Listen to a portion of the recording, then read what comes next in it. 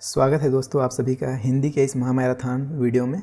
इससे पहले हमने एक क्लास ऑलरेडी कर लिया है। अगर आपने अभी तक उस वीडियो को नहीं देखा है तो इस वीडियो को देखने के बाद उस वीडियो को भी ज़रूर देखिएगा, क्योंकि हिंदी ग्रामर का आधा टॉपिक हमने उस वीडियो में कवर किया है और आधा टॉपिक अभी इस वीडियो में करेंगे। अगर आप इन दोनों वीडियोस को पूरा देख लेते हैं तो डेफिनेटली आप एग्ज़ाम में 100% मार्क अचीव करेंगे। हिंदी में 10 में 10 नंबर आना तय है आपका। तो देखिए, ये रहा हमारा चैनल। तो चैनल का नाम कुछ इस प्रकार है, टीचर 3.0। इसका मतलब क्या है, हमने एक ही साल 2023 में 3 सिलेक्शन लिए थे टीचर के पद पर, जिसमें अभी मैं वर्तमान में काम कर रहा हूँ, और असिस्टेंट टीचर और केंद्रीय विद्यालय की प्राइमरी पोस्ट में। तो मेरा 3 सिलेक्शन हुआ था। तो आप ये मान के चलिए, आप एक अनुभव टीचर से पढ़ रहे हैं तो डेफिनेटली अनुभव काम आता है, इससे आपको फ़ायदा मिलेगा ही। तो देखिए, अगर आपने सब्सक्राइब कर लिया अच्छी बात है। अगर आपने अभी तक सब्सक्राइब नहीं किया है तो जब आप वीडियो देख रहे होंगे तो वीडियो कुछ इस तरह से चल रहा है, उसके नीचे वीडियो का टाइटल होता है, उसके नीचे यहाँ मोर पे क्लिक करेंगे तो आपके सामने डिस्क्रिप्शन खुल जाएगा, जिसमें बहुत सारे वीडियोस का लिंक दिया रहेगा। आपको जो भी वीडियो देखना है, जैसे अभी इसी का फर्स्ट पार्ट पहला वीडियो पहला क्लास देखेंगे आप हिंदी महामैराथन का, तो आप यहाँ से मोर पे क्लिक करेंगे तो नीचे आपको मिल जाएगा हिंदी का लिंक, वहाँ से जाके आप उसे देख सकते हैं। उसके अलावा चैनल को सब्सक्राइब कैसे करना है, तो यहाँ पे वीडियो के नीचे में सब्सक्राइब बटन आता है, इसको बस आपको क्लिक करना है और चैनल सब्सक्राइब हो जाएगा। सब्सक्राइब करने से होगा ये कि आगे जब भी मैं कोई वीडियो अपलोड करूँगा आपको वीडियो मिल जाएगा और आप उस वीडियो को देख सकते हैं और अपने प्रिपरेशन में उसको उपयोग में ला सकते हैं। और डेफिनेटली दोस्तों, अगर आपको वीडियो देखने में कुछ हेल्प मिल रहा है, कुछ सीखने को मिल रहा है, तो वीडियो को लाइक भी कीजिए और चैनल को सब्सक्राइब करके जुड़िए भी। तो चलिए, इसमें हम पहला क्वेश्चन देखते हैं। विराम चिन्ह प्रयुक्त होता है, यहाँ पे इस वाले विराम चिन्ह का बात चल रहा है, इस वाले विराम चिन्ह का। तो इसका प्रयोग कहाँ होता है?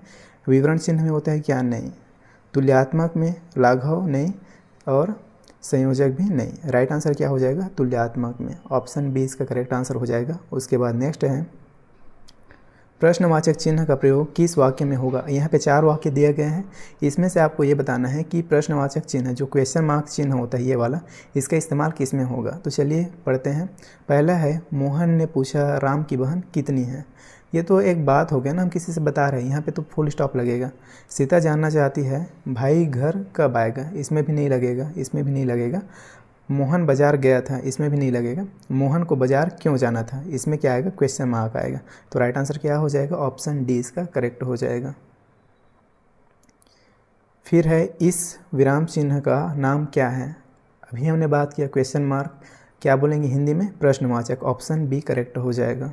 फिर है, दिए गए वाक्य में उचित स्थान पर विराम चिन्ह ज्ञात कीजिए। हाय मैं तो कहीं का नहीं रहा। तो इस तरह के जो शब्द होते हैं, आश्चर्य वाला और दुख वाला, शोक वाला, तो उसमें कौन से चिन्ह का इस्तेमाल होता है?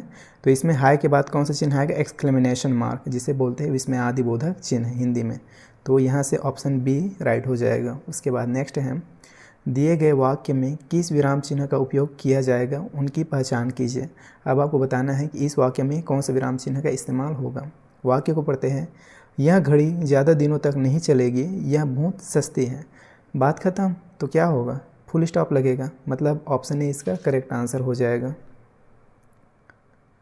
दिए गए वाक्य में किस विराम चिन्ह का उपयोग किया जाएगा, उनकी पहचान कीजिए। वाक्य है, वह दूर से, बहुत दूर से आ रहा है। तो इसमें कौन सा चिन्ह लगेगा? देखिए, ये भी एक सिंपल वाक्य है, यहाँ पे बात खत्म हो गया तो full stop. Option D correct हो जाएगा। छोटी, हल्की और गोल किनारेदार थाली दिखाओ, वाक्य में अपेक्षित है। देखिए, 3 अल्प विराम और 1 पूर्ण विराम। हाँ, 3 अल्प विराम लगे कहाँ? देखो, छोटी, यहाँ पे 1 अल्प विराम लगेगा, हल्की, गोल और किनारेदार थाली दिखाओ। तो लास्ट में फुल स्टॉप भी लगेगा। तो कितने हो गए? देखो, 3 अल्प विराम और 1 पूर्ण विराम। तो इसका राइट आंसर क्या हो जाएगा? ऑप्शन एक ही करेक्ट हो जाएगा। फिर है, आहा तुम्हें पाकर कितना आनंद आ रहा है, इस वाक्य में उचित विराम चिन्ह कौन सा होगा? देखिए, अब ये भी अह है तो यहाँ पे क्या आएगा? विस्मादिबोधक चिन्ह आएगा, मतलब ऑप्शन डी करेक्ट हो जाएगा। घृणा, आश्चर्य, हर्ष आदि भाव को व्यक्त करने के लिए शब्दों के साथ किस चिन्ह का प्रयोग किया जाता है? तो किस चिन्ह का उपयोग करते हैं? विस्मयादिबोधक चिन्ह का। एक्सक्लेमेशन मार्क जो चिन्ह होता है इस तरह से। तो इसे आप अपने दिमाग में बैठा के रखेंगे। उसके बाद नेक्स्ट है, सामाजिक पदों, ये सामाजिक नहीं है, ये समासिक पदों पुनरुक्त युग्म शब्दों के साथ मध्य में कौन सा प्रयोग किया जाता है, तो इसमें योजक चिन्ह का इस्तेमाल होता है, ऑप्शन सी करेक्ट हो जाएगा। फिर है किसी पद, उपवाक्य आदि की विशेषता दिखाने के लिए शब्द के नीचे एक रेखा खींचते हैं, उसे कहते हैं, तो उसे क्या कहते हैं, प्रश्नवाचक चिन्ह कहते हैं, जी नहीं। अधोरेख कहते हैं, हाँ, उसे क्या बोलते हैं, अधोरेख चिन्ह बोलते हैं, ऑप्शन बी करेक्ट हो जाएगा। अधोलिखित में से शुद्ध वर्तनी वाला शब्द है, आपको अब यहाँ से शुद्ध वर्तनी बताना है। देखिए, दधीची, याज्ञवल्क्य, निवृत्ति, घनिष्ठ। तो इसमें क्या है, देखिए पहला और डी, ए और डी दोनों सही है। इसमें देखिए आंसर भी मेंशन हुआ है, तो इसका ए और डी दोनों करेक्ट हैं। अधोलिखित में वर्तनी की दृष्टि से एक शब्द अशुद्ध है। अब इसमें से आपको जो अशुद्ध है, जो गलत लिखा है, उसे बताना है। तो देखिए, अंतर्धान करेक्ट है। अनुगृहित ऐसा नहीं होता है, अनुगृहित में ग्रह में ऐसा वाला मात्रा आता है, तो यही क्या है, गलत है। और जो अशुद्ध है उसी को बताना है, तो राइट आंसर ये हो जाएगा। बाकी सब ये तीनों सही लिखा है, तो ऑप्शन बी इसका करेक्ट आंसर हो जाएगा। उसके बाद नेक्स्ट है, निम्नलिखित में से किस शब्द की वर्तनी अशुद्ध है। अब यहाँ भी आपको जो गलत है, जो अशुद्ध है, उसको बताना है। विश्लेषण बिल्कुल करेक्ट है, ज्योत्सना बिल्कुल करेक्ट है, प्रदर्शनी भी करेक्ट है। अनाधिकार ये क्या है, गलत है। अनाधिकार नहीं होता है, अनधिकार होता है, तो राइट आंसर क्या हो जाएगा, ऑप्शन डी। फिर है, निम्नलिखित में से शुद्ध शब्द है। अब यहाँ पे कौन सा शुद्ध लिखा है ये आपको बताना है, तो चलिए देखते हैं। कुमुदनी गलत है, कुमुदिनी ठीक, कुमुदनी ये भी गलत है, और कुमुदनी इसमें बड़ा ऊ का मात्रा नहीं आता है, छोटा ऊ का मात्रा आता है, तो राइट आंसर क्या हो जाएगा, option B will be correct answer. निम्नलिखित में से तत्सम की दृष्टि से एक युग्म अशुद्ध है। अब जो अशुद्ध है उसको आपको बताना है। देखिए ऑप्शन को पढ़ते हैं, क्लियर हो जाएगा। दीक्षा परीक्षा ठीक है, शुकर बलिवर्दी ठीक है, कपूत सपूत, वरिष्ठ कनिष्ठ ये भी ओके है। इसमें क्या आंसर आ जाएगा, ऑप्शन सी। फिर है, निम्नलिखित शब्दों में वर्तनी की दृष्टि से कौन सा शब्द अशुद्ध है। इसमें से जो अशुद्ध है उसको आपको बताना है, तो देखिए ऑप्शन में से ढूंढते हैं। पुष्पांजलि बिल्कुल करेक्ट लिखा है, निरापराध भी ठीक है, भास्कर भी ठीक लिखा है, उज्ज्वल गलत लिखा है। उज्ज्वल कैसे लिखा जाता है, ऐसे रहता है उज्ज्वल, ठीक है, तो ऑप्शन डी इसका करेक्ट आंसर हो जाएगा। फिर नेक्स्ट है, निम्नलिखित में अशुद्ध वर्तनी का शब्द है। जो अशुद्ध है उसको आपको पहचानना है। वांग्मय ठीक है, उत्कर्ष ठीक है, वैमनस्य भी ठीक है, मिथिलेश कुमारी ये क्या है, गलत लिखा है, अशुद्ध है, तो राइट आंसर इसका क्या हो जाएगा, ऑप्शन डी करेक्ट हो जाएगा, मिथिलेश कुमारी। फिर नेक्स्ट है, निम्नलिखित में एक अशुद्ध है। अब यहाँ भी आपको जो अशुद्ध है उसको बताना है। दैहिक करेक्ट लिखा है, नौकरी होता है कि नौकरी होता है, तो यही गलत लिखा है, तो राइट आंसर क्या हो जाएगा, ऑप्शन बी, नौकरी में यहाँ डबल मात्रा रहता है, ठीक है। उसके बाद नेक्स्ट है, शुद्ध वर्तनी वाले शब्द का चयन कीजिए। जो सही लिखा है उसको बताना है। अंत्याक्षरी, पूजनीय गलत लिखा है, तदोपरांत भी गलत है, कवियत्री भी गलत है। सही क्या लिखा है, अंत्याक्षरी, ऑप्शन ए ही करेक्ट हो जाएगा। फिर है, निम्नलिखित शब्दों में से शुद्ध है, कौन सा शुद्ध है उसको आपको बताना है। विदुषी लिखा है, अब आपको छाड़ना है कि कौन सा विदुषी का वर्तनी सही है। देखिए विदुषी बोला है, तो विदुषी होता है क्या, बिल्कुल नहीं। विदुषी में बड़ा ई का मात्रा आएगा क्या, जी नहीं। अब उसके बाद विदुषी में बड़ा ऊ का मात्रा भी नहीं आता है, तो राइट आंसर क्या हो जाएगा, ऑप्शन ए करेक्ट हो जाएगा। उसके बाद नेक्स्ट देखते हैं, इनमें से अशुद्ध वर्तनी का शब्द है। जो अशुद्ध वर्तनी है उसको आपको बताना है, ऑप्शन में से छाड़ने का प्रयास कीजिए। चलिए देखते हैं। चर्मोत्कर्ष करेक्ट लिखा है, वांग्मय भी करेक्ट लिखा है, पुनरुत्थान ये भी करेक्ट लिखा है, हिरण्यकश्यपु ये गलत लिखा है, और जो गलत है उसी को बताना है, तो राइट आंसर क्या हो जाएगा, ऑप्शन डी। अधोलिखित में से तद्भव शब्द है। अब यहाँ पे आपको तद्भव शब्द बताना है कि कौन सा वर्ड इसमें से तद्भव है। चलिए, प्रत्यभिज्ञान जी नहीं, परिधान जी नहीं, पिटक जी नहीं, पिटारा, पिटारा क्या है, तद्भव शब्द है। निम्नलिखित में तद्भव शब्द है। अब यहाँ आपको फिर से तद्भव शब्द बताना है। चलिए ऑप्शन देखते हैं। अग्नि ये क्या है, तत्सम शब्द है, तो आंसर नहीं होगा। पुष्प तत्सम है, आंसर नहीं होगा। शलाका, शलाका भी क्या है, तत्सम शब्द ही है, तो ये भी आंसर नहीं होगा। 14, 14 क्या है, तद्भव शब्द है, तो राइट आंसर क्या हो जाएगा, ऑप्शन डी। बारात का तत्सम रूप है। तत्सम बेसिकली संस्कृत रूप होता है और तद्भव हिंदी रूप होता है। तो देखिए बारात का तत्सम क्या हो जाएगा, वरात होगा क्या, जी नहीं, बारात होगा, जी नहीं, बारात होगा, जी नहीं, क्या होगा, वर यात्रा, ऑप्शन डी करेक्ट हो जाएगा। गधा का तत्सम रूप है। गधा का आपको तत्सम रूप बताना है। गधा को संस्कृत में कैसे लिखेंगे ये आपको बताना है। देखिए गधा बिल्कुल नहीं, गदर्भ बिल्कुल नहीं, गद्रभ बिल्कुल नहीं, क्या बोला जाता है, गर्दभ, ऑप्शन डी करेक्ट हो जाएगा। फिर नेक्स्ट है प्रिय का तद्भव शब्द है। प्रिय का तद्भव क्या हो जाएगा, प्रिय के हिंदी रूपांतर क्या होगा, प्रेम, option B will be correct answer. निम्नलिखित में से तद्भव शब्द है। अब इसमें से आपको तद्भव कौन सा है ये छांटना है। तो देखिए उलूक है क्या, नहीं, कूप ये भी तत्सम है, ओझा, ओझा क्या है, तद्भव शब्द है, पुस्तक क्या है, तत्सम शब्द है। तो राइट आंसर क्या हो जाएगा, ऑप्शन सी। फिर नेक्स्ट है निम्नलिखित में तद्भव शब्द है। इसमें भी चारों विकल्प में से आपको तद्भव को छांट के निकालना है। तो देखिए जोशना संस्कृत का शब्द है, सृष्टि भी तत्सम है, परीक्षा भी तत्सम है, घर क्या है, तद्भव शब्द है। तो राइट आंसर क्या हो जाएगा, ऑप्शन डी। फिर है निम्नलिखित में से तत्सम तद्भव का सही युग्म है। जो सही जोड़ा है उसको आपको बताना है। तो देखिए महुक का महुआ होता है क्या, बिल्कुल नहीं। अक्षवाटा का अखाड़ा हाँ होता है। अदरक का अदरक नहीं होता है। ईच का ईख नहीं होता है।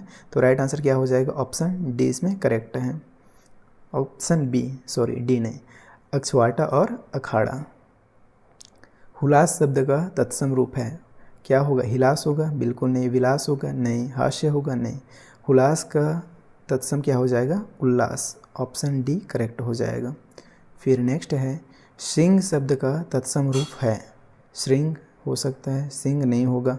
ये दोनों ऑप्शन तो सेम सेम है, ये भी नहीं होगा।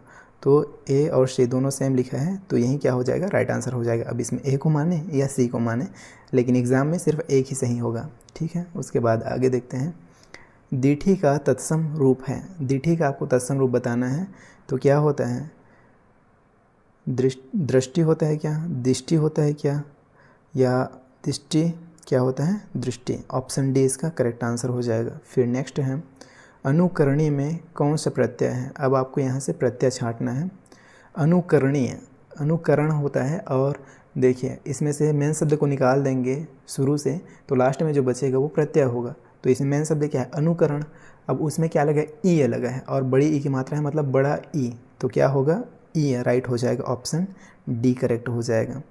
फिर है वत्सल में कौन सा प्रत्यय है। अगेन वही करेंगे, मेन शब्द को निकालते हैं। मेन शब्द क्या है, वत्स, तो बचा क्या, ल, राइट आंसर हो जाएगा ऑप्शन बी।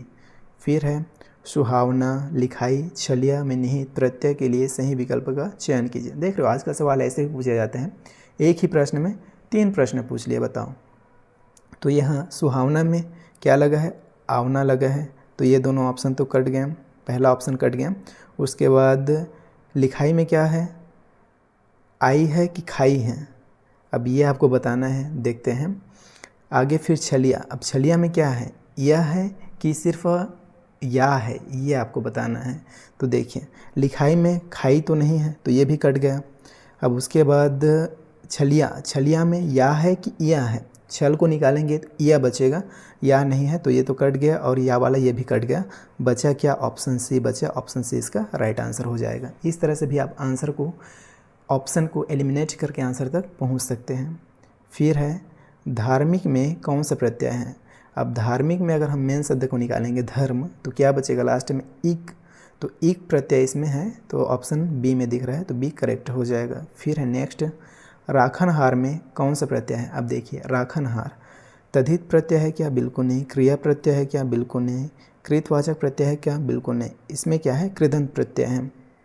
रखना क्या है, एक क्रिया है, और क्रिया से जो प्रत्यय बना क्या कहलाएगा, कृदंत प्रत्यय, ऑप्शन डी।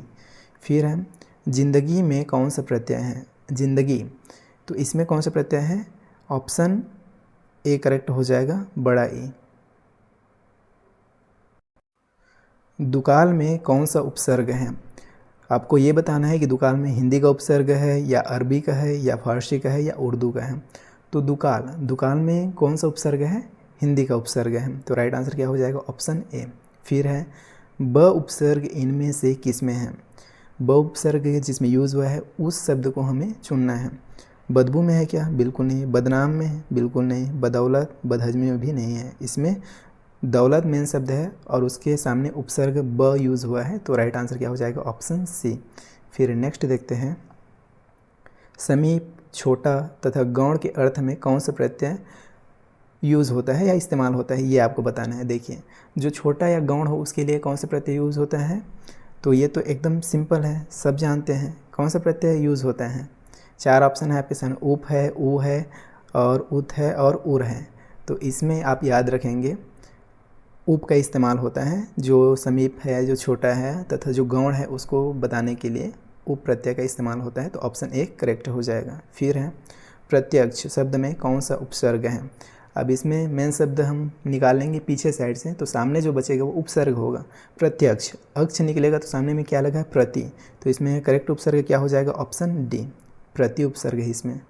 फिर है परिक्रमा, परिक्रमा में उपसर्ग है, परिक्रमा में परि, ऑप्शन ए ही करेक्ट हो जाएगा। उसके बाद नेक्स्ट है अतीन्द्रिय में कौन सा उपसर्ग है।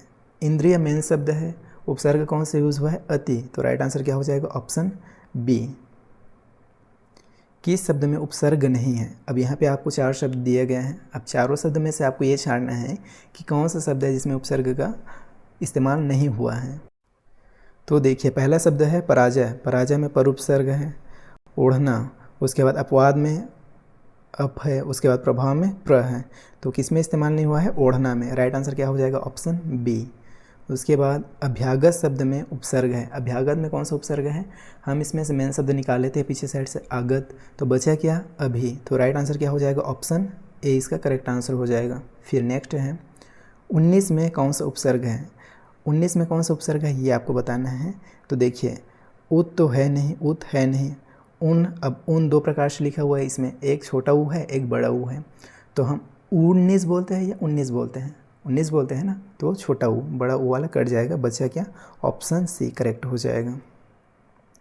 से के द्वारा किस कारक का परसर्ग है। परसर्ग मतलब कारक चिन्ह होता है, ये भी याद रखेंगे, कारक चिन्ह का अन्य नाम परसर्ग होता है, इस पर भी सवाल बनता है। अब देखिए, कारक में क्या होता है? कर्ता ने कर्म को करण से के द्वारा संप्रदान के लिए, ऐसा है इसका एक पूरा कारक चिन्ह है, पूरा सभी का, जितने भी कारक है उन सभी का कारक चिन्ह है। तो उसी में से आपको दिया गया है से और के द्वारा किस कारक का परसर्ग है, ये आपको बताना है। तो देखिए, तो जब हम बोलते हैं कर्ता ने कर्म को करण से के द्वारा, करण से के द्वारा, तो करण आ रहा है, तो ऑप्शन बी करेक्ट हो गया। करण का ये परसर्ग है, करण कारक का परसर्ग है, कारक चिन्ह है से के द्वारा, याद रखेंगे। फिर है वह मुझसे अलग रहता है, रेखांकित शब्द में क्या कारक है। अब अलग रहता है तो क्या कारक होगा? जहाँ पे अलगाव होता है, अलग होने की बात होता है, वहाँ पे होता है अपादान कारक, ऑप्शन डी करेक्ट हो जाएगा। फिर है मोहिनी ने चिड़ियाघर में पक्षी देखे। अब यहाँ पे आपको बताना है कि कौन सा कारक है। तो देखिए, सो सिंपल है, कर्ता ने कर्म को, तो मोहिनी ने चिड़ियाघर में पक्षी देखी, तो इसमें कौन सा कारक हो जाएगा?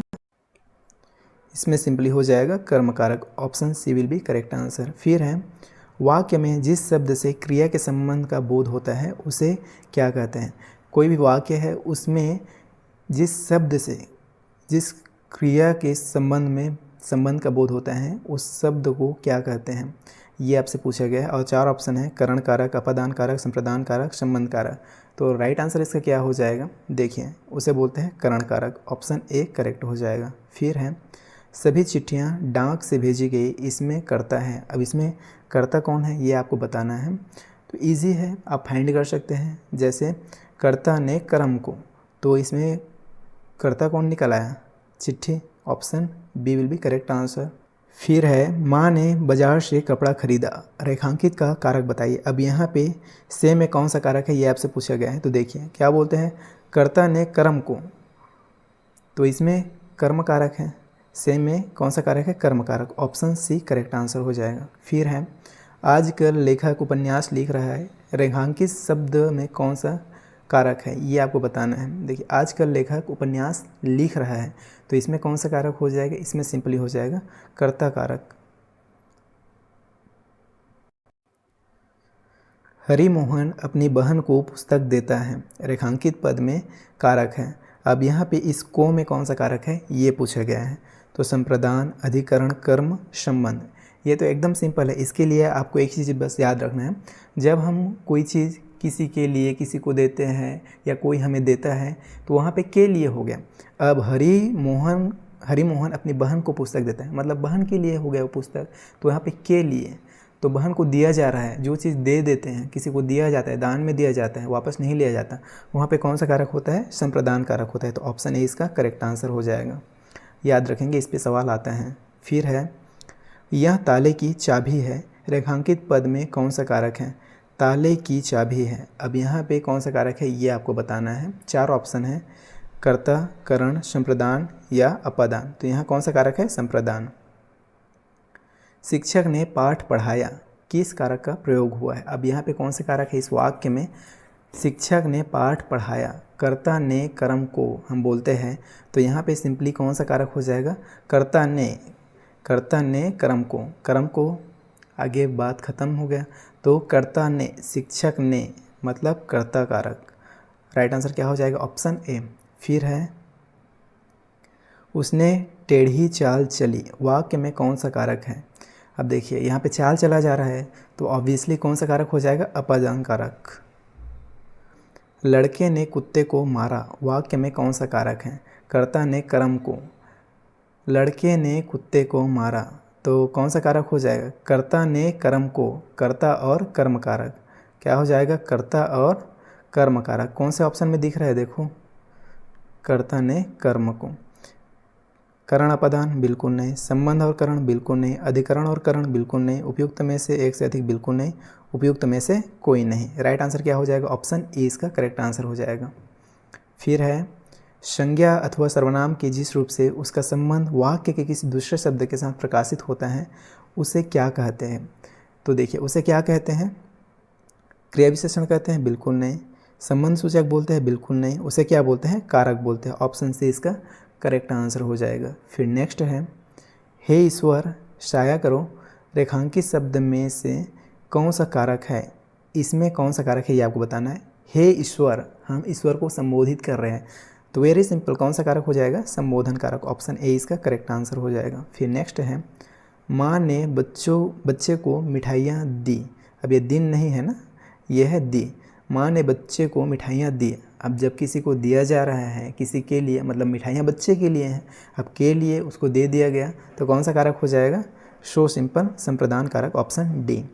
फिर नेक्स्ट है, राजा सेवक को कंबल देता है। अब राजा सेवक को कंबल दे रहा है, वापस तो नहीं ले लेगा, तो जहाँ पे कोई चीज़ किसी को दे दी जाती है, दान में हो या इस तरह से कि उसको वापस ना लिया जाए, तो वहाँ कौन सा कारक होता है? वहाँ होता है संप्रदान कारक। याद रखेंगे, ऑप्शन डी इसका करेक्ट आंसर हो जाएगा। अब भाई राजा है, सेवक को दे दिया कंबल, तो ऐसा तो नहीं है कि 2-4 महीने में उसको वापस मांग लेगा, लाभ ही मुझे दे करके, नहीं मांगेगा ना। तो यहाँ पे कौन सा कारक हो जाएगा? संप्रदान कारक। फिर नेक्स्ट है, राम सीता से सुंदर है, इस वाक्य में कौन सा कारक है? अब यहाँ पे तुलना किया जा रहा है, राम को सीता से ज़्यादा सुंदर बताया जा रहा है, तो इसमें कौन सा कारक हो जाएगा? सो सिंपल है, ऑप्शन ए अपादान कारक। फिर नेक्स्ट है, ठीक समय पर आ जाना में कौन सा कारक है? अब देखिए, मैं पे पर किसका प्रसर्ग है, किसका कारक चिन्ह है? अधिकरण कारक का। तो इसमें कौन सा कारक हो जाएगा? अधिकरण। ऑप्शन बी करेक्ट हो जाएगा। अब देखिए, मैक्सिमम केसेस में हम क्या कर सकते हैं, प्रसर्ग कारक चिन्ह को देखकर भी कारक को पहचान सकते हैं। तो यहाँ पे पर को जैसे ही देखा, हमने जान लिया कि यहाँ पर अधिकरण कारक है। याद रखेंगे, ऑप्शन बी इसका करेक्ट आंसर हो जाएगा।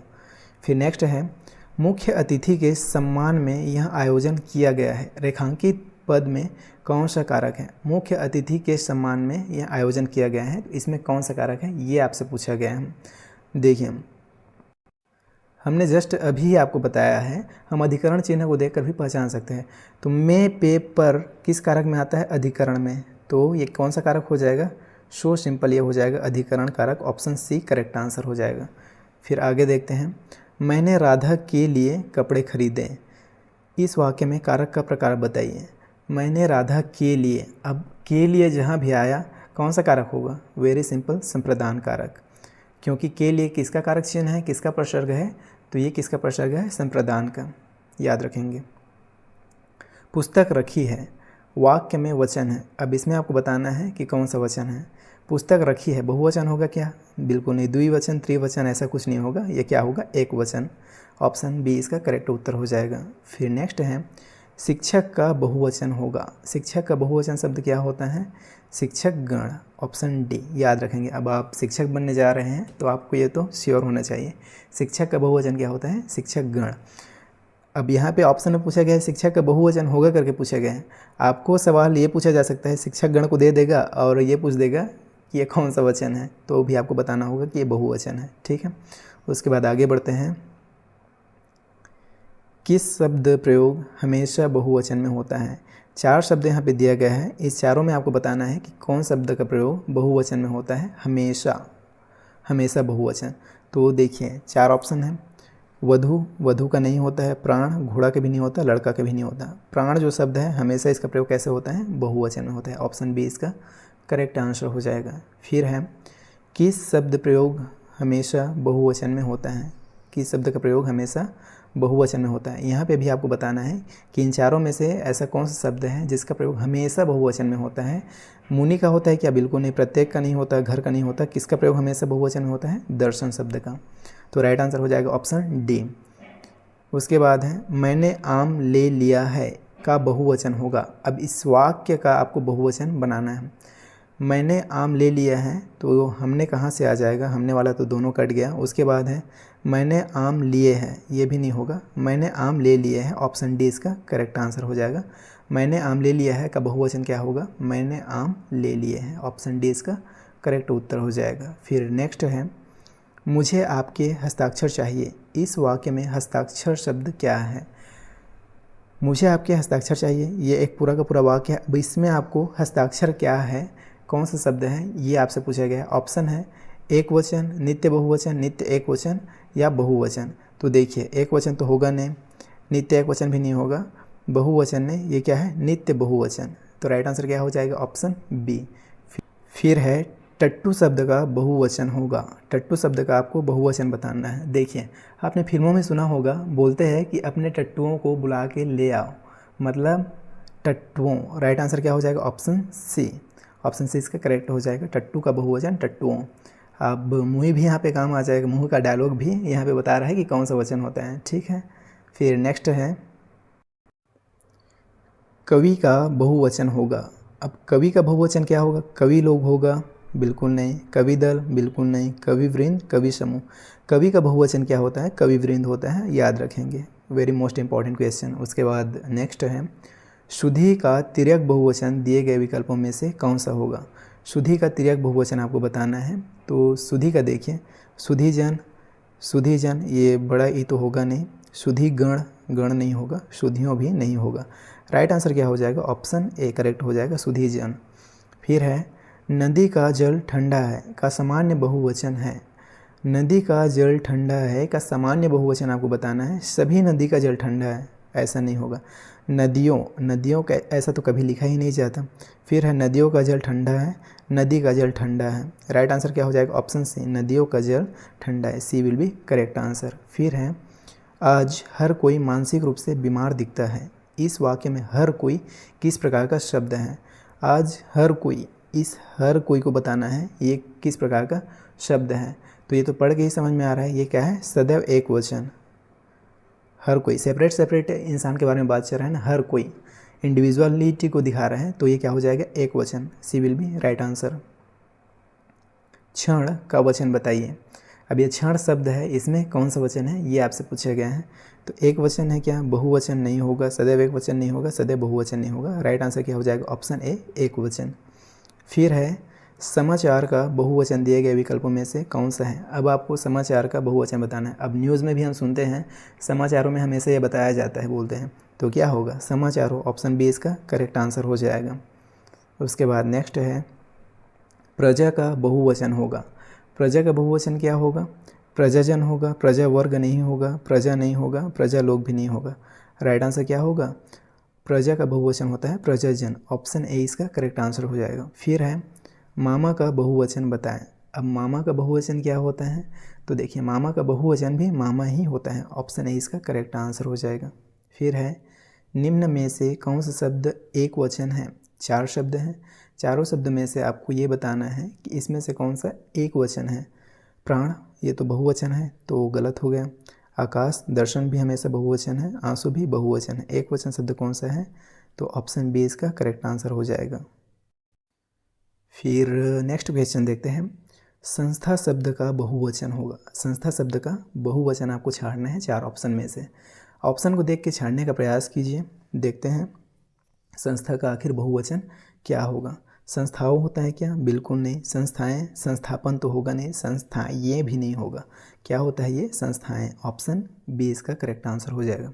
फिर है निम्न में से कौन सा शब्द बहुवचन होगा। 4 ऑप्शन है यहाँ पे, चारों में से कौन सा बहुवचन है ये आपको बताना है। लेखक एक वचन है तो कट गया। गुरुजन, अनुज भी कट गया, गौ भी कट गया। गुरुजन क्या है? बहुवचन है। वो तो इस जन शब्द को ही देख के समझ में आ रहा है कि ये बहुवचन है। तो राइट आंसर क्या हो जाएगा? ऑप्शन बी इसका करेक्ट आंसर हो जाएगा। फिर है किन शब्दों से वचन की पहचान नहीं होती है। किन शब्दों से वचन की पहचान नहीं होती है बोला गया है। तो देखिए, क्रिया से वचन का पहचान हो जाता है, विशेषण से हो जाता है, संज्ञा से हो जाता है। क्रिया विशेषण से वचन का पहचान नहीं होता है, तो ऑप्शन डी इसका करेक्ट आंसर हो जाएगा। फिर है लुटिया शब्द का बहुवचन क्या है। लुटिया शब्द का बहुवचन क्या होगा? लोटे होगा क्या? बिल्कुल नहीं। लुटिया होगा? बिल्कुल नहीं। लुटियाँ, लुटियाएँ भी नहीं होगा। ये क्या होगा? लुटियाँ, ऊपर में चंद्र बिंदु वाला। तो राइट आंसर क्या हो जाएगा? ऑप्शन सी इसका करेक्ट आंसर हो जाएगा।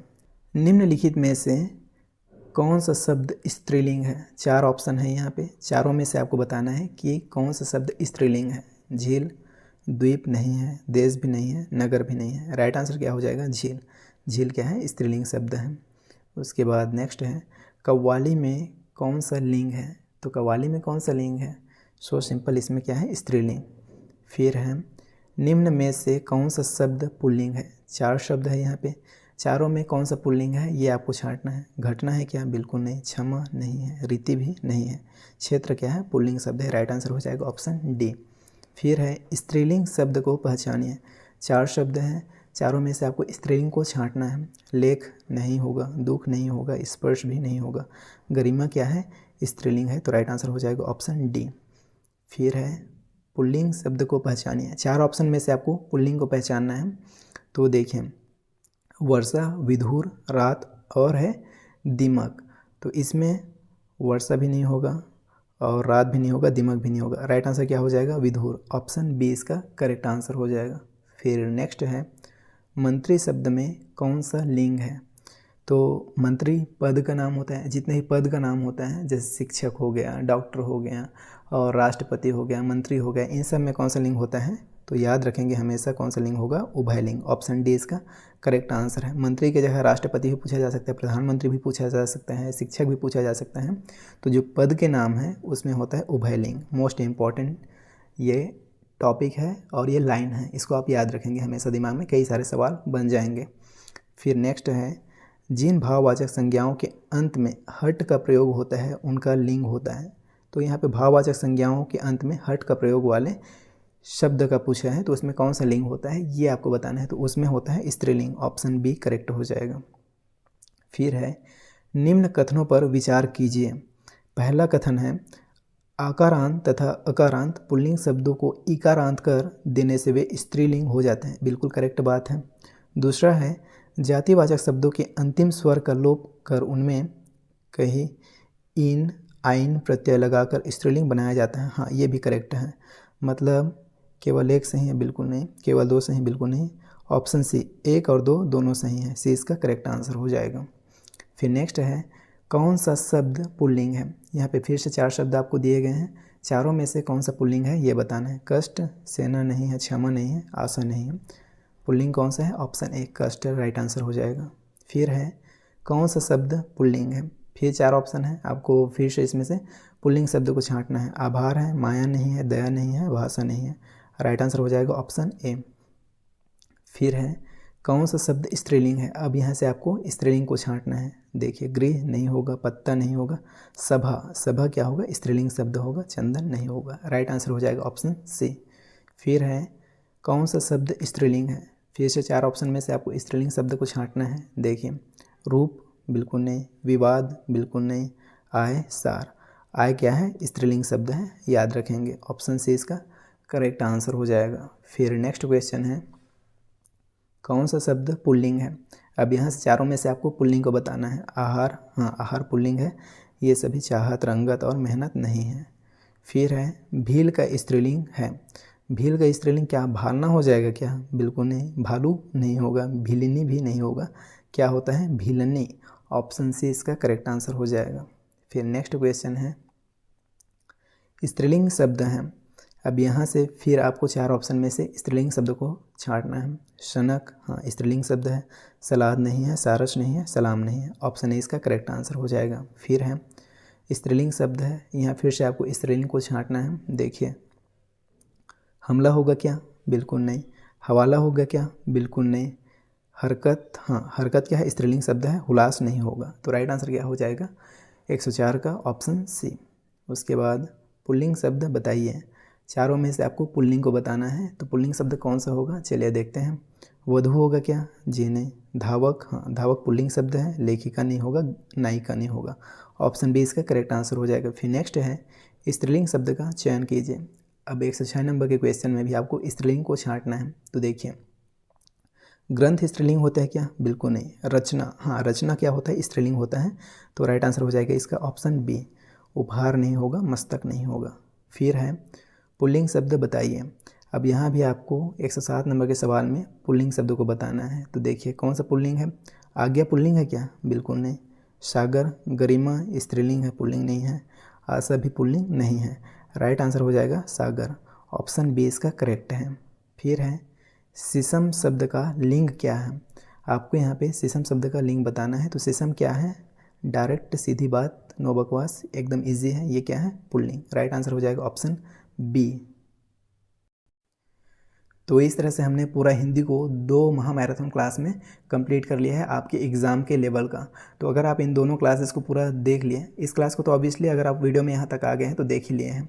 इससे पहले हमने एक क्लास और किया है, वो भी महामैराथन क्लास है, लगभग 30-35 मिनट का है। अगर आपने अभी तक उस वीडियो को नहीं देखा है तो डिस्क्रिप्शन में आपको लिंक मिल जाएगा, आप उस वीडियो को जाके देखिए। जितना इंपॉर्टेंट सवाल हमने इस वीडियो में किया है, उतना ही इंपॉर्टेंट सवाल लगभग 100-101 सवाल उसमें भी किए हैं।